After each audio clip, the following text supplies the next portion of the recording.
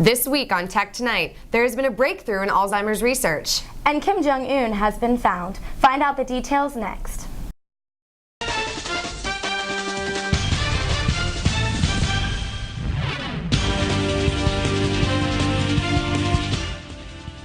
Welcome to Tech Tonight. I'm Hannah Martin. And I'm Taylor Thiesing. Each year, the month of October seems to get a little crazier. He calls it Pumpkin Stein. Fillmore, California native Tony DeGera is growing pumpkins in plastic molds that result in pumpkins that bear a striking resemblance to Frankenstein. These pumpkins are grown on his 40-acre organic farm, and he has harvested 5,500 of them this year alone. Why the decision to grow pumpkin steins? DeGera says that he wanted to make something that would get attention. The pumpkins are sold for $75, and retailers expect to charge up to $100 as Halloween gets closer. DeGera has experimented with oddly shaped crops since 2010 and also sells square and heart-shaped watermelons. It took DeGera 27 varieties of pumpkins and $400,000 to create the ultimate pumpkin stein. This once small-town farmer hopes to harvest between 30 to 40,000 pumpkin steins next year. He tells retailers that if they think the price is too steep, people will just come to see the pumpkin steins. It certainly seems that Tony DeGera has achieved his goal of making something worth paying attention to.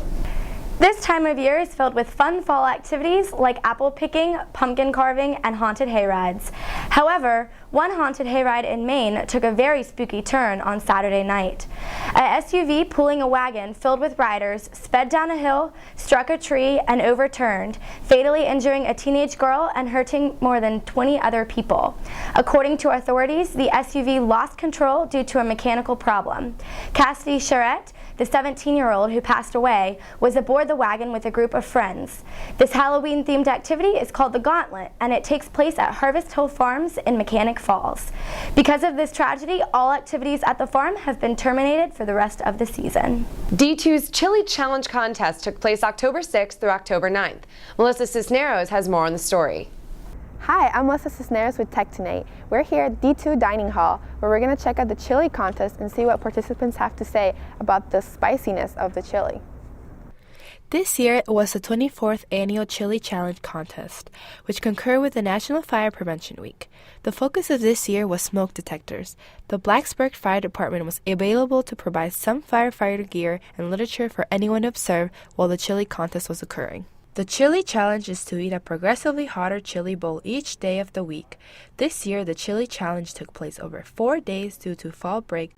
I interviewed Gabe Petrie, the operations manager of Dietrich Dining Hall, who spoke to us about his experience with being the taster of the chili each day. Typically the chefs kind of can't really justify tasting it and ruin their taste buds for the rest of the shift because they have to be able to taste all of our other foods. So I, as a self-professed lover of all things hot, volunteer my services to go back and taste the chili each day. So I kind of get the plate. It's really, really hot temperature-wise, so I spread it around on a plate and taste the vegan and the meat chili. And unfortunately, the painful part of that is if it's not hot enough yet, I have to tell them that and then I have to taste it again. I asked one of the participants, Merrill Brunson, why he started participating in the Chili Challenge. This is the 6th year Brunson is participating in the challenge. I started 6 years ago. I was a freshman in the Corps Cadets, and they made us do the Chili Challenge the first year. And I was one of the freshmen who just happened to finish that the whole week. The chili contest not only promotes fire safety, but it also uses produce from Virginia. The poblano peppers are from Virginia Tech's Kentland farm, and the jalapenos, serranos, habaneros, and ghost peppers are from a Bender produce source partner who use a lot of Virginian produce. Other ingredients found in the chili are Dave's Insanity ghost pepper sauce, sriracha, Mad Dog 357 scorpion sauce, and Blair Sudden Death sauce. Participants will win a free t-shirt after eating all 4 days of the chili eating contest. I'm D2, Melissa Cisneros, Tech Tonight. Thank you, Melissa. Sounds tasty. Things are getting interesting in Seattle, Washington. While most of the United States celebrated Columbus Day, Seattle celebrated Indigenous Peoples Day. Why the name change? Activists have been pushing for a day of recognition for Indigenous peoples rather than Christopher Columbus. Seattle City Council member Kashama Sawant says the name change is a stand against racism and discrimination. The council hopes that the name change will incite residents of Seattle to celebrate social justice and to make connections between history and the struggles that Indigenous communities still face today. Indigenous Peoples Day will encourage music, dance, and showmanship from the Native nations, which include the Lumi, Nooksack, Tulalip, Sauk Seattle, Swinomish, Puyallup, Colville, and 22 other Washington tribes. Seattle is not the first city in the United States to rename Columbus Day or change the nature of celebration. Minneapolis, South Dakota, and Hawaii have also changed the name of Columbus Day and celebrate the culture that was discovered rather than the man who discovered it. There's been some backlash from Seattle's decision, primarily from Italian Americans who claim that taking the spotlight off of Christopher Columbus dismisses their heritage. What do you think? Should the entirety of the United States change the nature of Columbus Day? Why or why not? Parents are becoming more concerned about a deadly virus that has affected many children all over the world, especially since another toddler died from the virus at the Children's Hospital of Michigan on Friday night. The virus is called enterovirus D68. There are 100 different strains, but D68 is one of the more malicious strains. It sends many children to the hospital with severe respiratory illness and tends to affect children with a history of asthma and breathing problems. The Center for Disease Control and Prevention estimates that there are 10 to 15 million infections each year in the United States. Since Friday, the center has documented 691 cases of enterovirus D68 in 46 states and D.C. For now, officials believe there will be more cases and possibly more deaths in the coming weeks. Medical breakthroughs are always fascinating, but when it comes to unbeatable diseases, a little finding goes a long way. Introducing Alzheimer's in a Dish, a petri dish with human brain cells that develop Alzheimer's structures. At first, it may be hard to decipher what the breakthrough is, and the answer is that Alzheimer's in a Dish is allowing researchers to actually study Alzheimer's and better figure out how to treat it. Alzheimer's in a Dish was created by Do-Yeon Kim and Rudolph E. Tanzi, both neuroscientists at Massachusetts General Hospital. These brilliant researchers grow the brain cells in a gel, allowing networks to form. Though it isn't a perfect solution, studying Alzheimer's in a petri dish reduces costs of research and produces rapid results. Dr. Tanzi hopes to test 1,200 drugs on the market and 5,000 experimental drugs that have the stamp of approval from at least one round of clinical trials. The whereabouts of North Korean leader Kim Jong-un have been revealed. On Tuesday, the leader visited the Natural Energy Institute of the State Academy of Sciences. Speculation arose last Friday when the leader missed a ceremony to pay tribute to his late father and grandfather. The day was also the 69th anniversary of the Workers' Party of North Korea, an important national holiday honoring the political party that was founded in 1945. Kim hadn't been seen in public since September 3rd, when he attended a concert with his wife. According to NK News, this was Kim's longest absence since his first public appearance in 2010. Many people speculated that Kim's absence related to an illness. However, his actual condition is unknown. Ebola has finally been contracted inside the United States. The Centers for Disease Control confirmed that a healthcare worker, Nina Pham, in Texas, who is involved in the care of Thomas Eric Duncan, the Ebola patient who died last Wednesday, has contracted the Ebola virus. The CDC claims that the latest Ebola case resulted from a breach in protocol that's being looked into. This raises several questions in the eyes of many U.S. citizens. Can Ebola really only be spread through infected bodily fluid? How did someone wearing a multitude of protective gear come into contact with infected fluids? Who was she around as the symptoms developed? The healthcare worker is being praised for her decision to get tests after falling ill. She was not among the 48 individuals identified as having had potential contact with Duncan before he was placed in an isolation unit. Officials have expressed confidence in the medical community's ability to contain the outbreak. Despite their confidence and the fact that those diagnosed with Ebola generally only spread the disease to 2 people at most, the biggest question of all remains, can we stop this deadly disease? Virginia Tech will welcome its 16th president during the presidential installation of Timothy D. Sands this weekend. Events kick off on Thursday, October 16th, with a spirit rally and a Virginia Tech versus Pittsburgh football game viewing party at 6:45 p.m. in the South End Zone Concourse in Lane Stadium. On Friday, C-SPAN founder Brian Lamb will interview the president at 10 a.m. in the Moss Arts Center. The installation ceremony begins at 2 p.m. in Burris Hall Auditorium, followed by a core pass and review, ice cream social, and movie on the drill field. On Saturday, Sands will be at the Virginia Tech Inn from 9 a.m. until noon, and then he will shoot some hoops during pickup basketball games in McComas starting at 2 p.m. All events are free and open to the public. Before coming to Tech, Sands served as Executive Vice President for Academic Affairs and Provost at Purdue University in Indiana. The class of 2016 had its ring premiere October 7th. Courtney Duke was there for the story. Good evening, this is Courtney Duke with Tech Tonight. Behind me, the class of 2016 is preparing for the annual ring premiere, in which they'll be able to see the new design for their ring.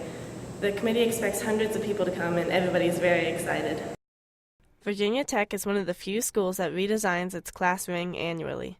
Each symbol on the ring represents something which makes that class unique. I was able to speak with Ariana Mollers, the banquet chair for the class of 2016 leadership team, about what goes on behind the scenes. The design team for the leadership team has spent over 200 days planning, designing, finalizing the class ring, both the university and the school side. So it's been a long process, and as for tonight specifically for the premiere, we've been planning since school has started. You know, everything that you see on stage, all the videos, that was spent during the summer, filming, editing, finalizing. And so it's been a long work in process, and then after this is finished, we go straight into ring dance preparation. The auditorium was almost completely filled. Before the event officially began, the crowd was entertained by seeing pictures of themselves and their friends projected on stage. The event started off with a bang, helped by special appearance by the Heidi Tidies.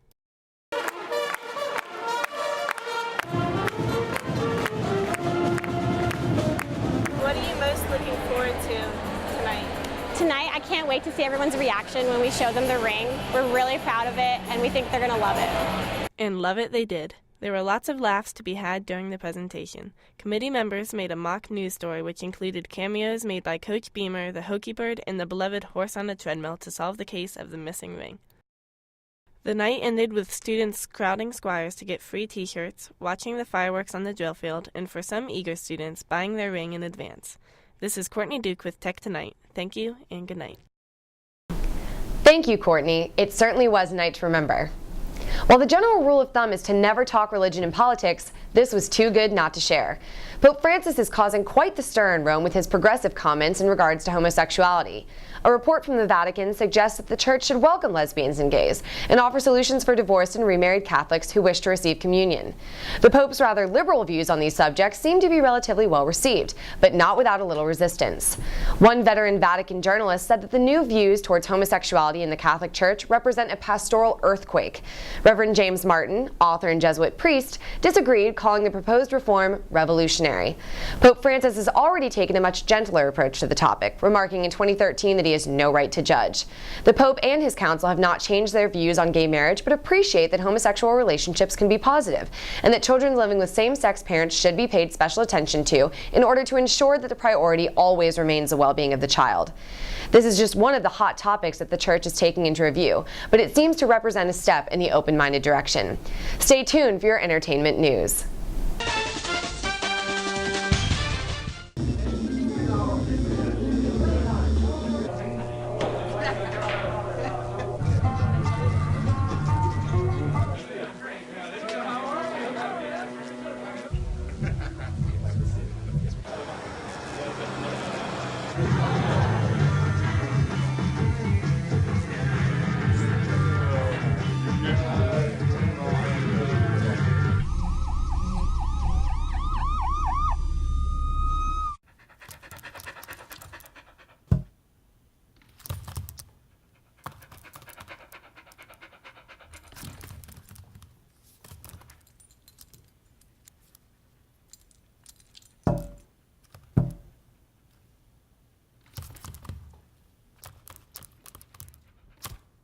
There's a shelter pet who wants to meet you.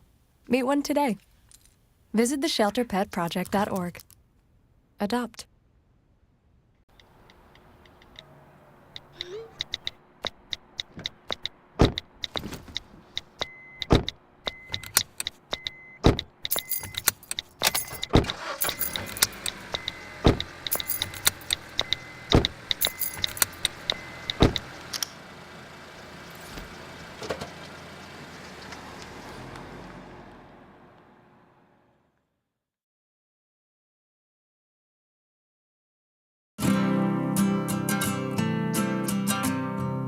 Every day across America, excess food is gathered by a network of good people at local food banks, giving hope to millions of children who struggle with hunger. They've earned their wings, and you can too. Together, we can solve child hunger. Support Feeding America and your local food bank at feedingamerica.org.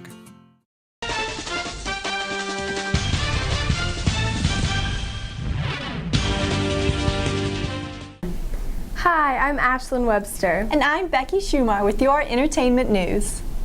Singer and actress Selena Gomez visited the Children's Hospital in Los Angeles last Wednesday. The 22-year-old took the time to stop and visit with multiple patients. She listened to their individual stories, provided encouragement, and even told a few jokes. The hospital said in a statement to E! News that it was a much-needed lift for these children and their families during such a difficult time.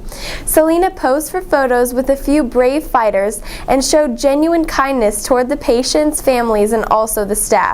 This is not the first visit that Selena has made to the Children's Hospital. Blake Lively is expecting her first child with husband Ryan Reynolds. The Gossip Girl alum announced her news by posting a photo of herself cradling her baby bump on her blog Preserve. With a new baby on the way, there is so much to do, Lively posted, along with pictures of what appeared to be her and her friends at a baby shower. But before experiencing the joy of 3 a.m. screams, there are presents to open and all-around celebrations to be had. The couple had a small private wedding at a South Carolina plantation, which was the backdrop of the film The Notebook 2 years ago. Jessica Simpson's husband, Eric Johnson, wore her black-laced underwear as a face mask. The couple was attending Ashley Simpson's 30th birthday party. Jessica Simpson wore a glittery mask painted on her face, but provided her husband with a much more unique option. She posted a picture on Instagram of the clever costume, writing, "When your husband doesn't have a mask, a hanky-panky lace option will be the hit of a party." Jessica and Eric tied the knot in July and have had a wonderful couple of months. Jessica, age 34, reminded us that she was all about celebrating her little sister's birthday, success, and recent marriage of her own. Actress Misty Upham has been officially declared a missing person. The cast member of August, Osage County, was last seen leaving her sister's apartment in Muckleshoot, Washington on October 5th. Charles Upham, Misty's father, said the last time he saw his daughter, she sounded suicidal. He released a statement saying, "Misty is considered an endangered missing person due to a medical condition. She has not been in contact with her family since her disappearance." 28-year-old Amanda Bynes was questioned by security in Barney's, New York last Wednesday. Eyewitnesses report that Amanda wore a hat out of the store taken off a rack. Amanda told security that she put the hat on as a disguise to escape from paparazzi and fans that were following her. Security officers from Barney's held the former child star until New York Police Department officers arrived. Onlookers tell us that Amanda did not seem upset while speaking with the officers. No arrests were made. Amanda was arrested less than 1 week ago in suspicion of a DUI in California. The movie Gone Girl won fall's first big box office battle over the weekend, edging out the horror prequel, Annabelle. Earning $38 million, Gone Girl is easily David Fincher, the director's biggest debut. Gone Girl is an American mystery film adapted from Gillian Flynn's novel of the same name. The film follows Nick Dunn as he returns home to find his wife, Amy, missing. Under the spotlight of the media, Nick is accused of murdering Amy. The film examines dishonesty, the media, the economy's effect on marriage, and appearances. Stay tuned for your sports news. The next 30 seconds can save you a lot of money. Just do your laundry in cold and stick to full loads. Auto-sleep your computers. Plug your gadgets in a power strip and switch it off when you're done. Headed out? Turn back your thermostat by 10 degrees. And drive sensibly. The more energy you save, the more money you save. Find other great tips at energysaver.gov. Congrats on paying off all those student loans. Finally, right? I'm kind of living paycheck to paycheck right now. Well, have you tried saving? Bill collectors, they're the worst. Am I right? When it comes to financial stability, don't get left behind. Get tools and tips for saving at feedthepig.org. Hey, Mom. I got the job. You've got the job. Welcome aboard. I've got a job to do today. Have a good first day at work, Mom. Donate to Goodwill. Help provide job training in your community.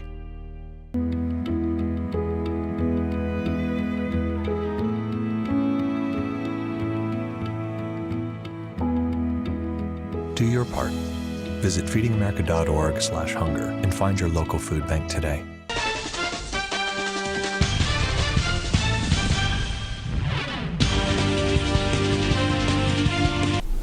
I'm Rachel Thompson. And I'm Tom Betta with your sports news. Derek Shelby of the Miami Dolphins is suspended indefinitely after being arrested for trespassing and resisting arrest during the Dolphins' bye weekend. The police and Shelby have different stories, however. According to the Fort Lauderdale Police Department, officers arrested Shelby for touching females at a nightclub. He was allegedly asked to leave but refused to go. Police tasered him 3 times before Shelby cooperated. According to the Palm Beach Post, Shelby told a friend that he had never touched any women inappropriately. The actual problem had racial undertones. Shelby also told friends that he took out his iPhone to record the event because he felt he was being mistreated, but the officers responded negatively. The Palm Beach Post said the officer who approached Shelby has a history of using excessive force. Until the trial, it will be difficult to know which side is telling the truth. On Sunday, the Virginia Tech men's golf team finished in 4th place at the Bank of Tennessee Intercollegiate Tournament at Blackthorn Club in Jonesboro, Tennessee. The Hokies shot a 2-round total of 3 under par 573. Heavy rain in eastern Tennessee plagued much of the tournament. Play was suspended on both Friday and Saturday, and the course was deemed too wet to play the 3rd and final round on Sunday. Senior Scott Vincent led the Hokies, shooting a total 3 under par 141 and finishing in a tie for 8th place. Tech will conclude their fall season at the UNCG Bridgestone Invitational held in Greensboro, North Carolina on October 25th and 26th. The Oklahoma City Thunder announced Sunday that Kevin Durant will most likely be missing the first month of the basketball season. After complaining of an aching foot at Saturday's practice, Durant underwent an evaluation. He has a Jones fracture, a broken bone in the small toe. According to General Manager Sam Presti, it's a stress injury. It happened over time. Durant will go through more evaluation to determine the extent of the injury, but Presti says it's likely that he will require surgery. Durant has only missed 16 games, but that will change in his 8th season. Durant is currently leading in the NBA in points, minutes, and games. He is second to LeBron James in win shares. New York Giants star wide receiver Victor Cruz is out for the rest of the season, according to head coach Tom Coughlin. Cruz suffered a devastating knee injury during the Giants' 27-0 loss to the Philadelphia Eagles on Sunday night. On Monday afternoon, the 27-year-old wide receiver underwent successful surgery in a Manhattan hospital, but will need several months of rehabilitation. This is now the 2nd straight year Cruz has had to end his season early because of a knee injury. Allegations about a New Jersey football team caused the superintendent of the school to cancel the football season. At Sayreville War Memorial High School, upperclassmen football players allegedly sexually hazed freshmen in the locker room. 7 players are facing charges of aggravated sexual assault, aggravated criminal sexual contact, hazing for engaging in an act of sexual penetration, and more. The Sayreville Bombers won the state championship 3 out of the past 4 years, and some parents and players are upset about the cancellation. Only the trial will tell whether or not the players should serve jail time. According to Florida State head coach Jimbo Fisher, Jameis Winston has committed no crime and is insistent that the quarterback will not miss any games this season due to an ongoing sexual assault investigation. A female student at Florida State claims that Winston sexually assaulted her in December of 2012, although Florida State attorney Willie Meggs declined to press charges against the quarterback because of several inconsistencies in the evidence. A formal university hearing will be held to determine if any section of the code of conduct was violated, but no official date has been set. The Cincinnati Bengals and the Carolina Panthers tied Sunday after Bengals Mike Nugent missed a 36-yard field goal attempt in overtime. Quarterback Andy Dalton also missed a pass. He told ESPN that the tie is a weird feeling. Ties aren't unfamiliar to the Bengals, however. In 2008, the Bengals tied the Eagles 13-13. Panthers running back Fozzie Whitaker had a 4-yard touchdown, but he was disappointed in the outcome. He told ESPN that he's treating it as if it were a loss. There were some big plays in the game, however. Giovanni Bernard had the 2nd longest touchdown run in Bengals history, bringing the ball in for 89 yards. The final score was 37-37. Excitement is building around Blacksburg for the start of a new basketball season at Virginia Tech. This year brings many changes to the team, including 7 new players on its roster and a new head coach, Buzz Williams. Williams was most recently the coach of Marquette, where he led the Golden Eagles to 3 Sweet 16 appearances in the last 4 years.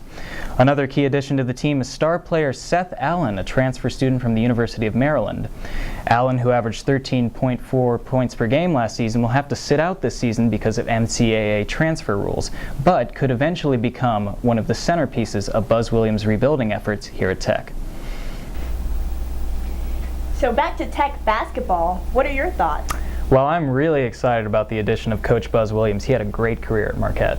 Definitely, with a new great coach and several new players, hopefully the season is looking up for Tech basketball. I am really excited. We have a great future here in Blacksburg. Definitely, I'm going to go grab those season tickets because I think they're on sale now. I've been getting some emails about that, so definitely have to look into that. Definitely, should be a lot of fun. Absolutely. Thanks for watching Tech Tonight. I'm Rachel Thompson. And I'm Tom Beto. We'll see you back next week.